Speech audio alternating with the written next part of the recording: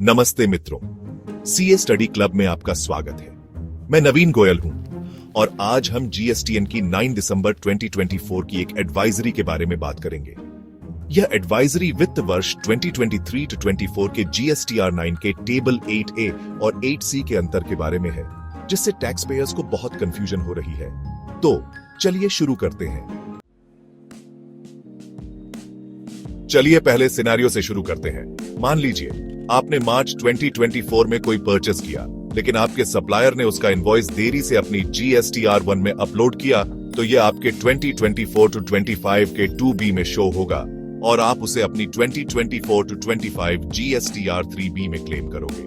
पर यह आपको अपनी वित्त वर्ष 2023-24 की जीएसटीआर -9 के टेबल 8C में टेबल 13 के साथ रिपोर्ट करना है। अब दूसरे सिनेरियो की बात करते हैं।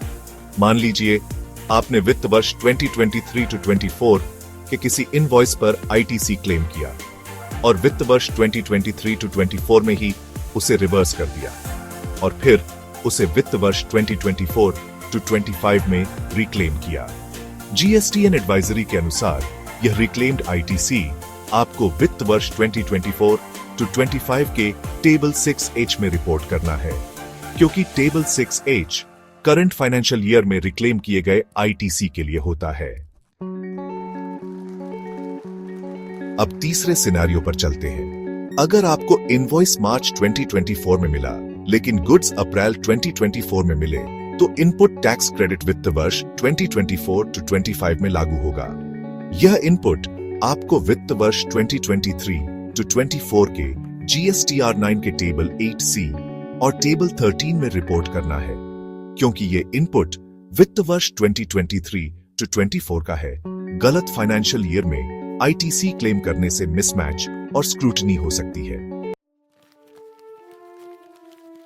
अब इस सिचुएशन पर ध्यान दीजिए।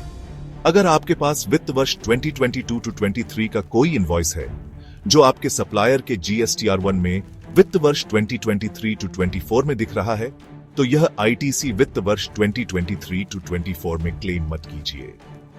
जीएसटीएन एडवाइजरी कहती है कि पिछले फाइनेंशियल ईयर के इनवॉइसेस को करंट ईयर में आईटीसी क्लेम के लिए नहीं लेना है और आप इसका इनपुट पिछले साल ही ले चुके होंगे। गलत साल में क्लेम करने से प्रॉब्लम्स आ सकती है। आखिरी सिनेरियो के लिए मान लीजिए आपने वित्त वर्ष 2023-24 में किसी इनवॉइस पर आईटीसी क्लेम किया, उसे रिवर्स किया और फिर उसी साल रिक्लेम कर लिया। यह ट्रांजैक्शंस आपको जीएसटीआर 9 के टेबल 6H या 6B में रिपोर्ट करने हैं, क्योंकि रिक्लेम उसी साल हुआ है, इसलिए वह इन टेबल्स में ऑलरेडी इंक्लूड है।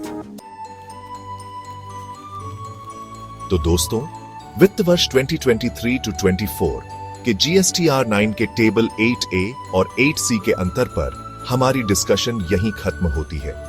मुझे उम्मीद है कि इस वीडियो से आपको इस इंपॉर्टेंट टॉपिक पर क्लैरिटी मिली होगी।